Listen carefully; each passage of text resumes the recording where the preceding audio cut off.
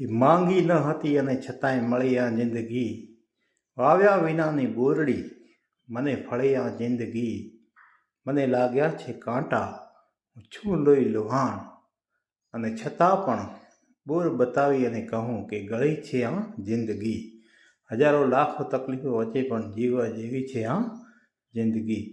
એટલે મને લાગ્યા છે કાંટા હું છું લોહી લોહાણ, છતાં પણ બોર બતાવી અને કહું કે ગળી છે જિંદગી. અને હા મિત્રો, કે જખમ આ જિંદગી તણા કહેવા નથી મારે, હું તો મજાની વાત લઈને આવ્યો છું. પૂનમના ચંદ્રમાને તો જોયો હશે તમે, હું તો અમાવસની રાત લઈને આવ્યો છું.